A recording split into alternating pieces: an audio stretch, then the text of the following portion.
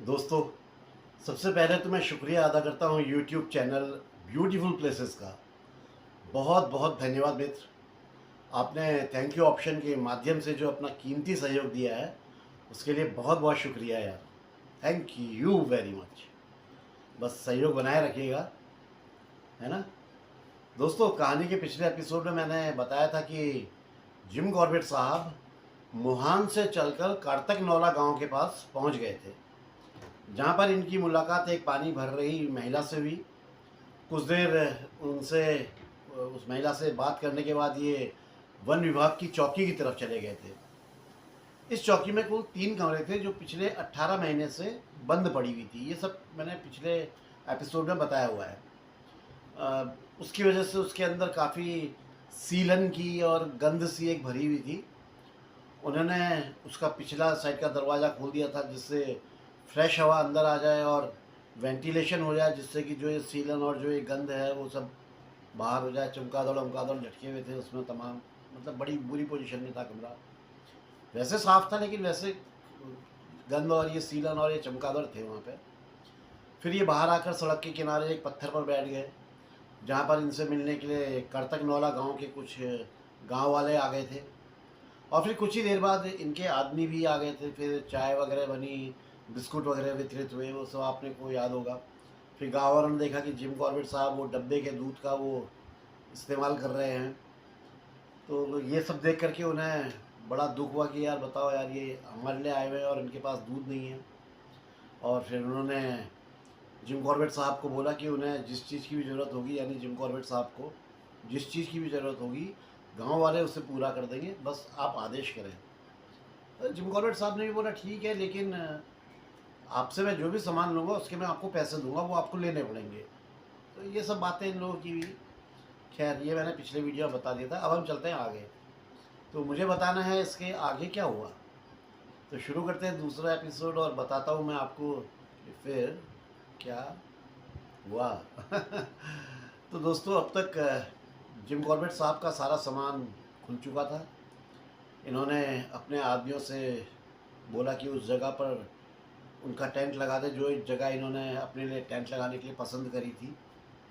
इनकी बात को सुनकर गांव वाले एकदम से डर गए और बड़े हैरानी और कहते हैं ना, बड़े कौतूहल वाली आवाज़ में बातें करने लगे, जो इनके कानों तक भी पहुंची कॉर्बेट साहब के। अरे यार, ये क्या बोल रहे हैं साहब, टेंट में रहेंगे क्या? क्या इनको पता नहीं कि यहाँ एक नरभक्षी बाघ रहता है और ये उसका रोज का रास्ता है? यार, ये कैसी बात कह रहे हैं यार साहब। अगर साहब को हमारी बातों पर विश्वास नहीं है तो वो हमारे चले और हमारे घरों के दरवाज़ों पर देखें कैसे बाघ ने अपने पंजों के निशान मार रखे हैं दरवाज़ा खोलने के लिए। ये कमाल कर रहे हैं, टेंट में रहने की बात कर रहे हैं। अगर मान लो बाघ एक बारी को साहब पर हमला नहीं करता है, लेकिन फिर भी उनके आदमियों के ऊपर तो हमला कर सकता है। जो साथ में आदमी इनके चल रहे हैं, 2 सेवक और 6 जो इनके पोर्टर हैं, जो साथ में इनके हैं, कम से कम उनकी सुरक्षा के लिए तो साहब को उनके साथ ही रहना चाहिए। गांव वालों की ये बातें जिम कॉर्बेट साहब के साथियों ने भी सुन ली, और ये सब सुनकर वो लोग बड़े विचलित हो गए, बड़े परेशान से हो गए। और फिर वो सब लोग जिम कॉर्बेट साहब से प्रार्थना करने लगे कि अरे साहब, ऐसा मत करिए, आप भी हमारे साथ कमरे के अंदर ही रहिए, बड़ी आपकी वो रहेगी, बाहर टेंट पे क्यों रह रहे हैं। खैर, जिम कॉर्बेट साहब ने उन सभी लोगों की बातें मान ली, एग्री कर लिया कि ठीक है भाई, मैं अंदर ही सोऊंगा तुम्हारे साथ। फाइनली मेन कमरे में जिम कॉर्बेट साहब का इंतज़ाम हो गया, और बाकी के जो 2 कमरे थे उसमें एक में इनके 2 नौकर जो थे वो रसोई वाले में, और बाकी के जो 6 व्यक्ति थे वो लकड़ी और दूसरा सामान रखने वाला जो कमरा था बगल में, अगल बगल 2 कप थे ना, वहाँ सो गए। चाय पीने के बाद नरबख्शी बाग का विषय चल ही चुका था, गाँव वालों के साथ बात वही चल रही थी। और वैसे भी इनके आने का उद्देश्य नरबख्शी बाघ का खात्मा करना ही था, उसे शूट करना था। इसके लिए इन्हें अधिक से अधिक जानकारी चाहिए थी बाघ के संदर्भ में। पूछने पर गाँव वालों ने एक जगह की ओर इशारा किया, जिस जगह पर बाघ ने अपना अंतिम शिकार किया था, उस महिला को मारा था। फिर उस घटना का समय और जो परिस्थितियाँ उस टाइम बनी थी वो बताई। बाघ जिस रास्ते से रोज़ गुजरता था उसके बारे में जिम कॉर्बेट साहब को बताया गया, कि वो जो रास्ता है वो पूर्व की तरफ बेताल घाट की ओर जाता है। बेताल घाट भी अपने उत्तराखंड में ही एक कुमाऊँ बेल्ट में एक जगह का नाम है बेताल घाट। बड़ी खूबसूरत जगह है और मंदिर है वहाँ पे। तो ये उस तरफ जाता है और उसकी एक शाखा मुहान की ओर जाती है। पश्चिम दिशा की ओर जाने पर रामगंगा नदी जो है वहाँ पर चकनाकल गांव मिलता है। अच्छा, कार्तक नौला और चकनाकल के बीच का एरिया बड़ा डेंजरस माना जाता था, बड़ा खतरनाक था उन दिनों। और जब से उस एरिया में बाघ देखा गया था तब से उस रास्ते में लोगों ने आना जाना भी बंद कर दिया था। अब लोग उस रास्ते का इस्तेमाल ही नहीं करते थे, वो बिल्कुल जाते ही नहीं थे उस तरफ को। खैर उसके बाद में इन्हें ये भी पता चला कि खेतों के बाद रास्ता जो है वो घने जंगल और कांटेदार झाड़ियों के अंदर चला जाता है। काफ़ी झाड़ियाँ होंगी और कांटेदार। उसके बाद ये रास्ता सीधा नदी की ओर वहाँ से चला जाता था, यानी नीचे उतर जाता था नदी की तरफ को। कार्तक नौला गांव वालों ने इनका जो है मेन जो था वो मतलब इनकी जो एग्रीकल्चर लैंड जो थी जहाँ पे खेती ये लोग करते थे वो पहाड़ की उत्तर दिशा की ओर था। उसके बाद वहाँ छोटे छोटे पहाड़ थे और बीच बीच में गहरे खड्डे भी थे। इन पहाड़ियों से वन विभाग की चौकी जो थी वो करीब 1000 गज की दूरी पर थी। जो डिस्टेंस थी दोनों के बीच वो करीब 1000 गज की थी। वहीं पर एक अनानास का पेड़ भी था, अनानास पाइनएप्पल, उसका पेड़ भी था। इस पेड़ के पास बाघ ने 10 दिन पहले एक महिला को मारकर आधा खा लिया था। उस दौरान वन विभाग की चौकी में ठहरे हुए 3 शिकारियों जो रानीखेत से आए थे वह 3 अलग अलग पेड़ों पर मचान बना ली थी। और सूरज डूबने के बाद जब मूनलाइट हुई, जब चंद्रमा दिखाई दिया तो वो तीनों अलग अलग मचानों पर चढ़कर बैठ गए, अपनी पोजीशन लेकर के बैठ गए कि बाघ आएगा उस महिला का बचे हुए शरीर को खाने के लिए तो उसे शूट कर देंगे। अब आधी रात के समय गाँव वालों ने गोलियां चलने की आवाज़ भी सुनी, लेकिन उसका रिजल्ट कुछ नहीं था। इसके बाद गांव में 2 गाय और मार दी गई, बाघ द्वारा 2 गायों की हत्या हो गई। अब ये लोग जो भी कोशिश कर रहे थे नरभक्षी को मारने के, वो सारे जितने भी तमाम प्रयास थे वो सब असफल होते जा रहे थे। जो रानीखेत की जो टीम आई थी और जो आसपास के शिकारी जो भी कोशिश कर रहे थे फेल हो रहे थे। गांव वालों ने जिम कॉर्बेट साहब को बाघ के विषय में एक बड़ी इम्पोर्टेंट सूचना दी। उन्होंने बताया कि जब भी बाघ कहीं आसपास होता है तो उन लोगों को उसकी धीमी धीमी आवाज़ में कराहने की आवाज़ सुनाई पड़ती है, वो कराहता है। अब ये जो आवाज़ है ये कभी तो लगातार आती है और वो कभी रुक रुक कर आती है। इस जानकारी से जिम कॉर्बेट साहब ने ये अपना एक निष्कर्ष निकाला कि एक तो वो बाघ किसी घाव से पीड़ित है, उससे कोई गहरा घाव लगा है। दूसरा, घाव ऐसा है कि जिससे उसको चलते समय दर्द होता है, यानी कि कोई कई ऐसी जगह पे है जिससे उसे चलते समय दर्द होता है। ये जो घाव है ये एक ही टांग पर है। जिम कॉर्बेट साहब को विश्वास था कि वो ना तो किसी स्थानीय और ना ही रानीखेत से आए हुए किसी शिकारी द्वारा घायल हुआ होगा। लेकिन ये महत्व इतना इम्पोर्टेंट नहीं था कि वो बाघ घायल कैसे हुआ होगा, क्योंकि वो तो सालों पहले ही नरभक्षी बन चुका था। घायल अगर अब हुआ था तो उसका तो कोई मतलब ही नहीं, वो तो कब से नरभक्षी था। अब इस बात का पता तो उसको मार कर ही चल सकता था कि वो कैसे घायल हुआ होगा, ताकि उसका जब उसकी बॉडी वॉडी जब चेक करी जाएगी, उसको देखा जाएगा, तब पता चलेगा ना कि कैसे घायल हुआ होगा सालों पहले। गांव के सभी लोग जानना चाहते थे कि आखिर जिम कॉर्बेट साहब बाघ की आवाज़ में इतनी मतलब इंटरेस्ट क्यों ले रहे हैं, इतनी रुचि क्यों ले रहे हैं। और जब इन्होंने बताया कि बाघ के पाँव में ज़रूर कोई गहरा घाव है तो वो लोग इस बात को मानने के लिए बिल्कुल तैयार नहीं हुए। उनका मतलब बड़े कॉन्फिडेंस के साथ उन लोगों का कहना था कि वो बाघ को देख चुके थे और वो कैसे शिकार को मार कर उसे उठाकर ले जाता है उसको ये लोग देख चुके हैं और उसकी हिम्मत और ताकत से बहुत अच्छी तरह से वाकिफ़ है। मतलब ये सब जानते हैं उस बाघ के बारे में। और उनका कहना था कि बाघ के किसी भी पाँव में कोई घाव नहीं है। लेकिन बाद में जब जिम कॉर्बेट साहब ने उसे शूट कर दिया और जब उसकी चेक किया गया तो जिम कॉर्बेट साहब की बात सही साबित हुई। जब बात सही हो गई तो इनकी प्रसिद्धि जो है जो थी वो एक अलौकिक और क्या कहना चाहिए संपन्न व्यक्ति के रूप में हो गई। भाई ये तो बड़े जानकार और बहुत मतलब गजब है। बाघ को देखे बिना बता दिया इन्होंने कि वो भैया घायल है। है ना, अपने आप में एक अतुलनीय बात।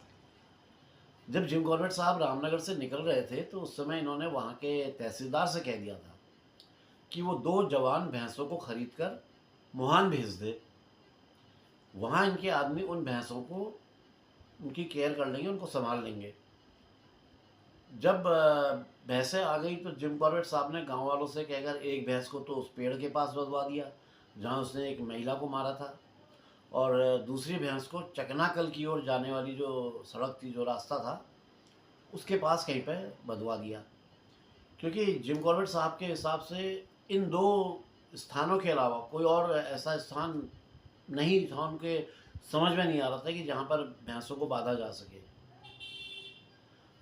भैंसों को बांधने के बाद इन्होंने गांव के मुखिया से कहा कि वो आसपास के जो जितने भी गांव घर वगैरह हैं, आसपास के जितने भी हैं, उन सब जगह इनके आने की खबर और इनका उद्देश्य पहुंचा दे कि ये बाघ को मारने के लिए यहाँ आए हुए हैं। साथ ही उन लोगों से ये भी कह दे कि अगर उनके क्षेत्र में बाघ दिखता है या उसके द्वारा कोई शिकार होता है तो उसकी सूचना भी तुरंत जितना जल्दी से जल्दी हो सके जिम कॉर्बेट साहब तक पहुंचा दे, ताकि जिम कॉर्बेट साहब उसके आवश्यक कार्रवाई कर सकें। अच्छा, अब ये कमरे के दोनों तरफ के दरवाजे खोल देने के कारण कमरे में सीलन की गंध को काफ़ी कम हो गई थी, लेकिन हल्की हल्की सी जो रहती है वो थी फिर भी। लेकिन जिम कॉर्बेट साहब ने इस पर कोई ध्यान नहीं दिया और नहा धो करके अपना शाम को खाना वगैरह खाया। फिर दरवाजे को भिड़ा करके उस पर 2 बड़े बड़े पत्थर लगा करके सो गए। इस चौकी में दरवाज़ा बंद करने का सिर्फ यही एक तरीका था कि उसको अंदर से बंद करके पत्थर लगा दिए जाए। जैसे दरवाजा ऐसे भिड़े और पीछे से पत्थर चिपका दिए ताकि खुले ना।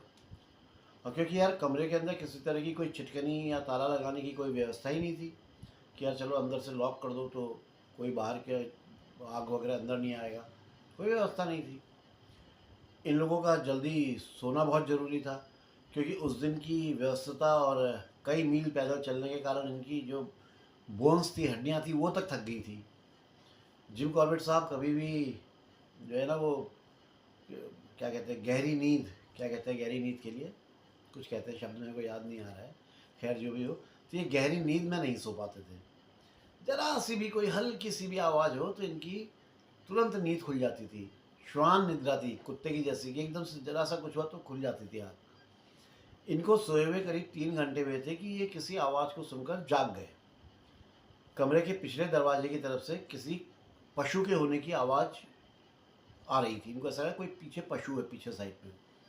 इन्होंने तुरंत अपनी राइफल और टॉर्च उठाई और पैर से एक पत्थर को हटाकर थोड़ा सा दरवाज़ा खोला और फिर टॉर्च की रोशनी बाहर करके दरवाजे से बाहर झांका। और रात के घुप अंधेरे में इन्हें जहाँ जहाँ तक टॉर्च की रोशनी जा रही थी वो तो दिख रहा था, बाकी आसपास कुछ नज़र नहीं आ रहा था। फिर इन्हें कुछ ऐसी आवाज़ सुनाई पड़ी जिससे लगा कि जो भी पशु था वो वहाँ से दूर जा रहा है। अब वो हो सकता है कि वो बाघ हो या फिर कोई तेंदुआ हो सकता था या कोई शाही वगैरह या कोई और दूसरा जानवर भी हो सकता था। खैर जो भी था वो चौकी से दूर चला गया था, अब वो इनकी रेंज में नहीं था।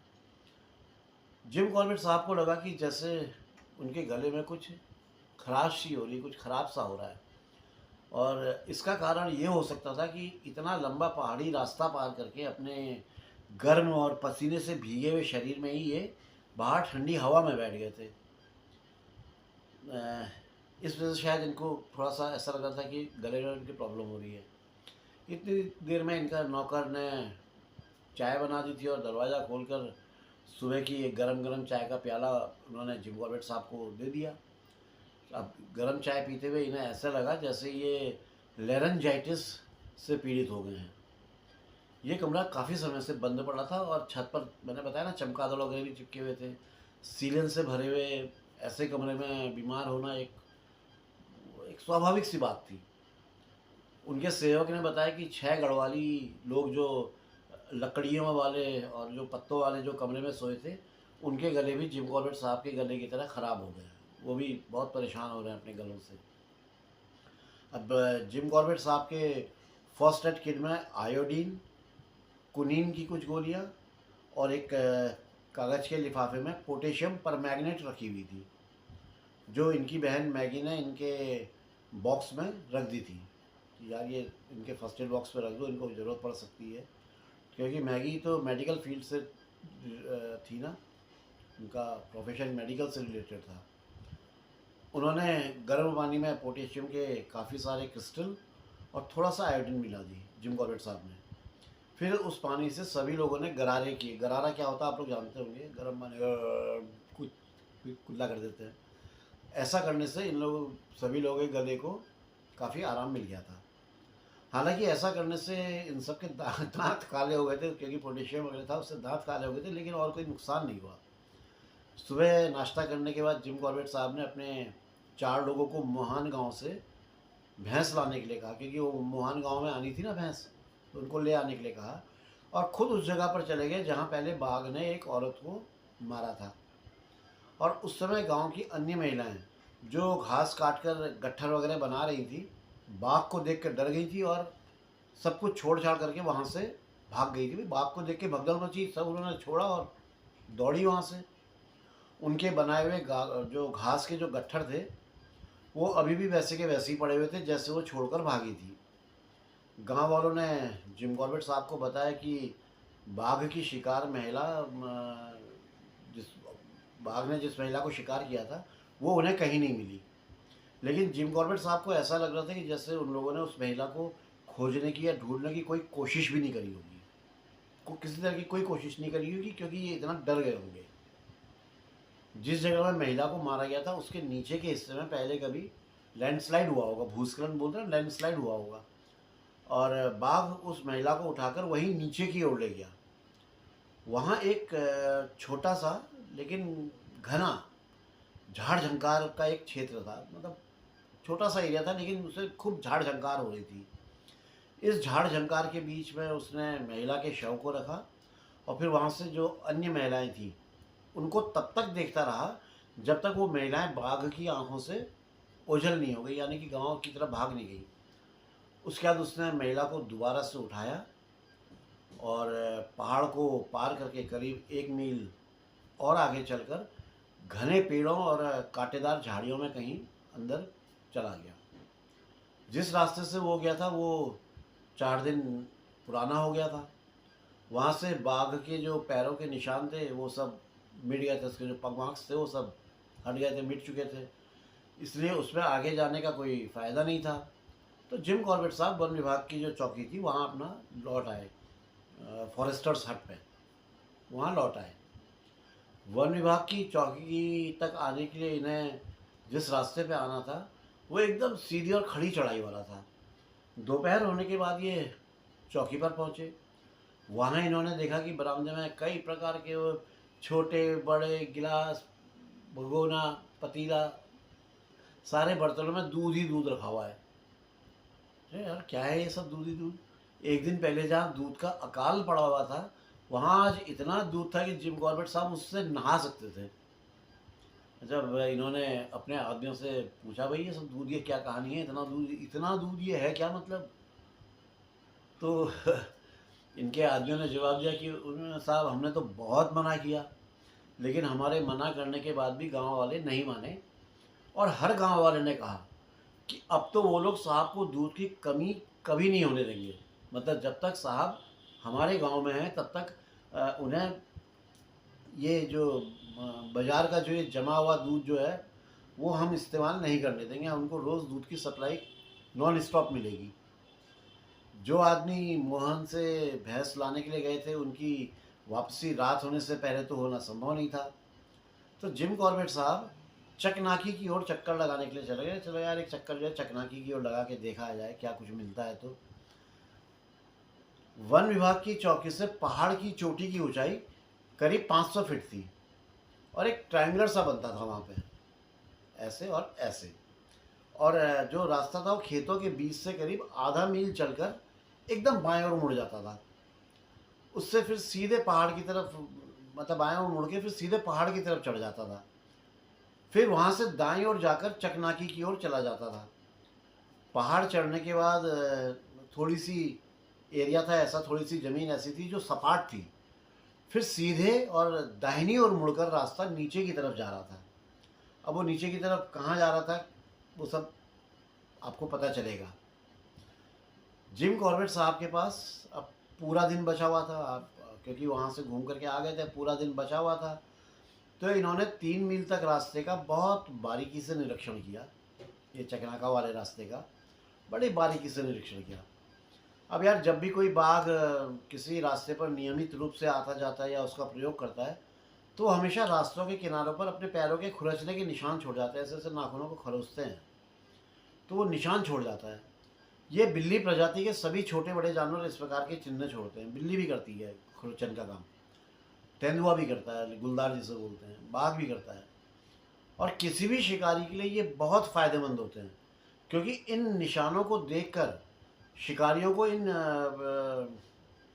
बिग कैट्स के बारे में या इन पशुओं के बारे में अच्छी खासी जानकारी मिल जाती है। जैसे कि वो नर है या मादा है, मेल है या फीमेल है, वो किस डायरेक्शन की तरफ जा रहा है, उसको गए हुए कितना समय हो चुका है, कितना टाइम बीत गया उसको निकले हुए, उसके ठिकाने की दिशा और फासला कितना है, या लाइट चली गई, उसके शिकार करने का क्या स्वभाव है, मतलब वो कब और कैसे शिकार करता है, ये सब चीज़ें। और सबसे ज़रूरी और ये अंतिम जो मतलब वो है, क्या उसने किसी इंसान का शिकार किया है, क्या उसका पेट भरा हुआ है, तो ये तो बहुत ज़रूरी है। तो इस तरह की बहुत सारी जानकारी शिकारी को उसके पैरों की खुरचन को मतलब बारीकी से जब उनका अध्ययन करता है या उनको देखकर उसे मिल जाती है। एक अच्छा शिकारी आराम से पहचान जाता है। किसी अनजानी जगह में नरभक्षी बाघों या गुलदार के शिकारियों के लिए इसकी जानकारी होना बहुत ज़रूरी है, उसको ये स्टडी करना आना चाहिए। जब बाघ अपने पैरों के निशान रास्ते में छोड़ते हैं तो उनको देखकर एक प्रकार का क्या कहना चाहिए, निष्कर्ष निकाला जाता है। उदाहरण के लिए उसकी दिशा, उसकी गति, उसका लिंग, मतलब वो क्या मेल है या फीमेल, उसकी आयु कितनी, उसकी एज है, और वो स्वस्थ है या नहीं, उसके चारों पैर ठीक ठाक है कि नहीं, अगर नहीं है तो कौन सा पैर जो है उसका घायल या कोई प्रॉब्लम में है, ये सब उन निशानों से पता चल जाता है।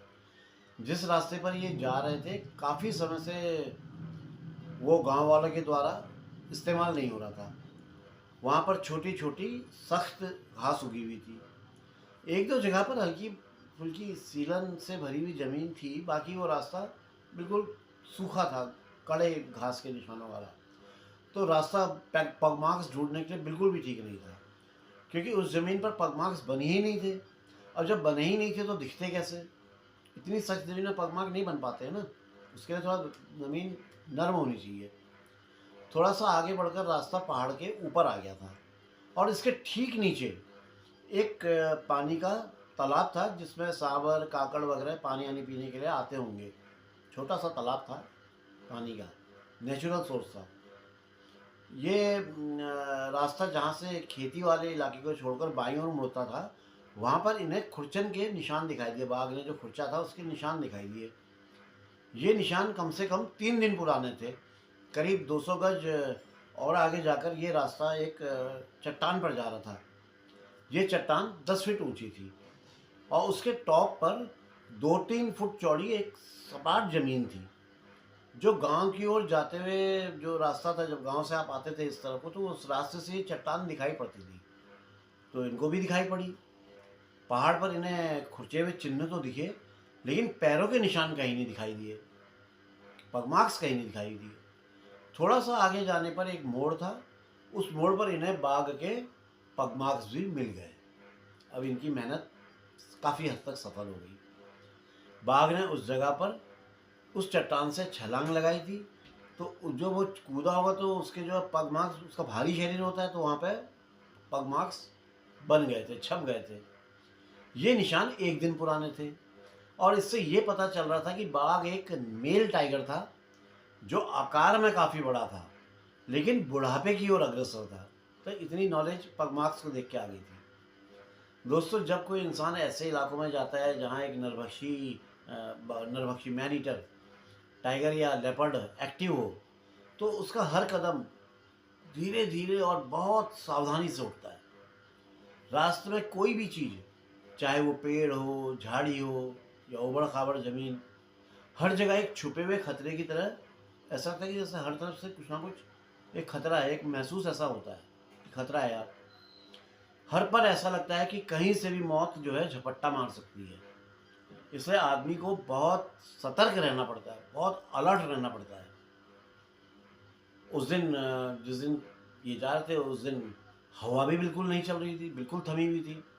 और जब हवा नहीं चलती है तो खतरा और ज़्यादा बढ़ जाता है, क्योंकि पीछे या आसपास से आ रही हल्की सी आहट नहीं सुनाई देती है।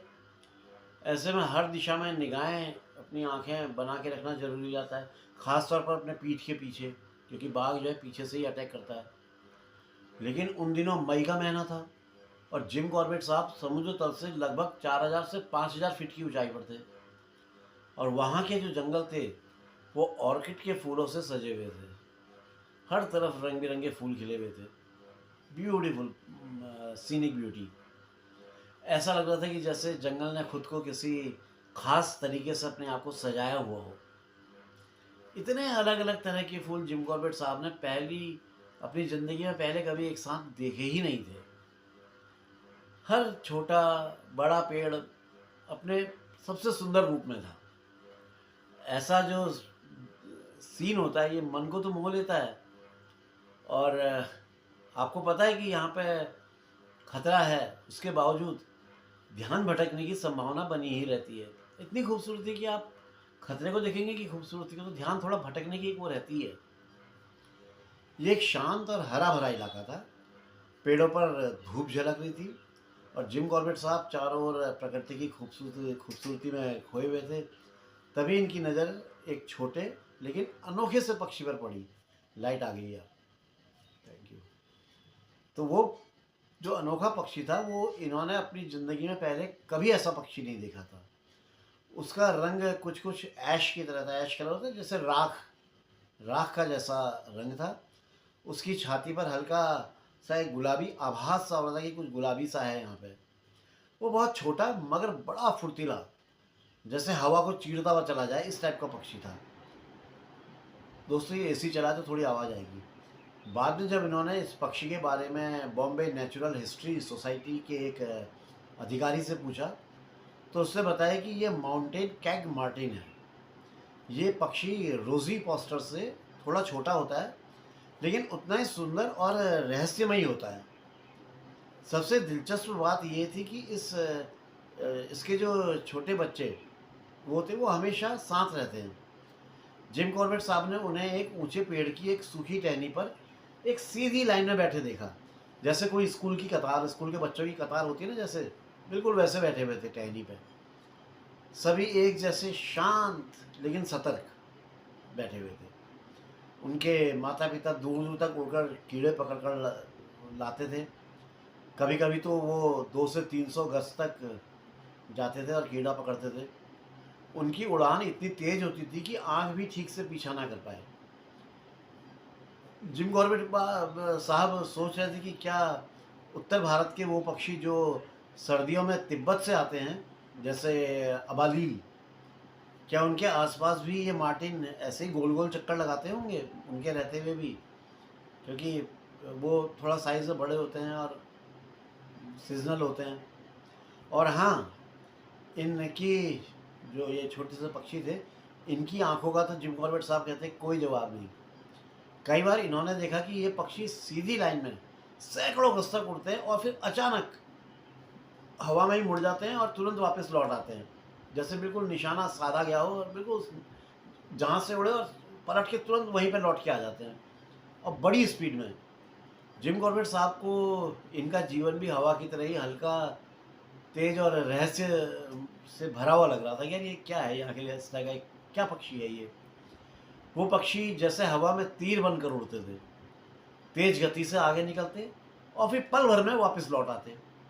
उन्हें देखकर ऐसा लगता था कि इतनी तेज उड़ान में कीड़ों को पकड़ना तो नामुमकिन होता होगा, लेकिन वो हर बार जैसे कोई जादू हो, उनके मुंह में कीड़ा होता था और वो जैसे ही वो अपने बच्चों के पास पहुंचते थे, जो टहनी में बैठे हुए जो बच्चे होते थे कतार में बैठे हुए, तो वो कीड़ा पकड़ के लाते थे और एक खुले हुए मुंह पे रख देते, एक बच्चे के खुले मुंह में डाल देते थे। ऐसे करके हर एक को फीड कराते थे।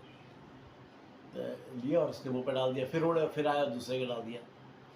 इन पक्षियों को देखकर जिम कॉर्बेट साहब बड़े हैरान हो रहे थे और बड़ा ताज्जुब उनको हो रहा था कि इतनी ऊंचाई से कीड़े देख पाना तो किसी मनुष्य के लिए संभव नहीं है।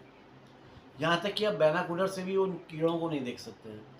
पर इन पक्षियों की नज़र यार मानो किसी और ही दुनिया की हो, मतलब कहीं और दुनिया से इनको ये आंखें मिली हो, इस दुनिया की तो नहीं है। ये कहाँ यार 100 गज की दूरी पे कीड़ा उड़ता हुआ देख ले रहे हैं और उसको जाके इतनी स्पीड जा रहे हैं, पकड़ के ला रहे हैं, हवा में ही पकड़ रहे हैं और हवा में ही वापस लौट आ रहे हैं। खैर, अपने विचारों में खोए हुए जिम कॉर्बेट साहब पगडंडी पर चले जा रहे थे। इन्होंने अपना सर आगे से थोड़ा झुका रखा था ताकि पेड़ों की टहनियों से बच सकें। इनकी नज़रें ज़मीन पर थी मगर कान और नाक हर तरफ का जायजा ले रही थी। आँख, कान और नाक हर तरफ का जायजा ले रही थी। आँख तो नीचे थी, सॉरी, लेकिन कान और नाक, कहीं कोई जरा सी भी हलचल हो तो ये तुरंत अलर्ट हो जाते थे। जंगल की सौंधी सौंधी खुशबू, पक्षियों की आवाज़ें और हवा की झूलती हरियाली और ऊपर से बाघ का डर, एक बड़ा अजीब सा माहौल वहाँ पे बना हुआ था। तभी एक हलचल हुई और पहाड़ की ढलान पर एक सांभर बड़ी तेजी से इनकी ओर भागता हुआ आया और फिर मुड़कर दूसरी दिशा में कूद गया। साथ ही एक लंगूर ऊंचाई से अपनी तेज तेज आवाज में अलर्ट कॉल दे रहा था और जैसे कह रहा हो, सावधान, यहाँ पर तेंदुआ है, अरे सावधान, बी अलर्ट, यहाँ पर लेपर्ड है, यहाँ पर तेंदुआ है, गुलदार है। चेतावनी, अलर्ट कॉल जिसको कहते हैं। समय तेजी से आगे बढ़ता जा रहा था। सूरज भी अब पहाड़ियों के पीछे छुपने वाला था। पहाड़ों के पीछे ही जाता है, पहाड़ों हिल स्टेशंस में तो सनसेट पहाड़ों के पीछे ही होता है। जिम कॉर्बेट साहब आगे बढ़े और एक ऊंची चट्टान पर पहुंच गए जो नीचे की तरफ एक घाटी की ओर निकली हुई थी। और दोस्तों, वहीं घास पर चुपचाप लेटा हुआ था एक बाघ, नरभक्षी बाघ। उसकी दोनों आंखें खुली हुई थी लेकिन शरीर शांत था। ऐसा लग रहा था कि जैसे वो इसी इंतज़ार में हो कि कोई इंसान उस रास्ते को पार करे और वो झपट्टा मारे और उसको दबोच ले। वहाँ पे खड़े रहने का मतलब जान को जोखिम में डालना होता है। जिम कॉर्बेट साहब बोलते हैं कि उस पल को वो ज़िंदगी में कभी नहीं भूल सकते हैं। वो इलाका, वो बाग और वो एहसास, वो एकदम ठहरता हुआ सा, वो भुला ही नहीं भूला जा सकता। किसी तरह से इन्होंने अपने आप को वहाँ से पीछे पीछे पीछे करते हुए अपने आप को वहाँ से निकाला और फिर बढ़ते हुए वन विभाग की चौकी तक अपना लौट के आ गए। अब तक वहाँ भैंसें भी पहुँच चुकी थी जो इनके काम में आने वाली थी, लेकिन उस समय तक अंधेरा हो गया था। और अंधेरे में ही आप लोग जानते हैं जंगल अपना असली चेहरा दिखाता है। असली जंगल का जो चेहरा है वो रात में ही दिखता है, जहाँ हर हलचल, हर आहट मौत का एक न्योता हो सकती है। जंगल बहुत ख़तरनाक चीज़ है, जितना खूबसूरत उतना ख़तरनाक। तो दोस्तों, इसके बाद क्या हुआ ये जानने के लिए तो आप लोग बहुत उत्सुक होंगे। उत्सुक तो मैं भी हूँ यार आप लोगों को बताने के लिए, लेकिन वही यार, ये समय अभाव, ये जो आज का समय है ये बहुत जल्दी निकल गया है।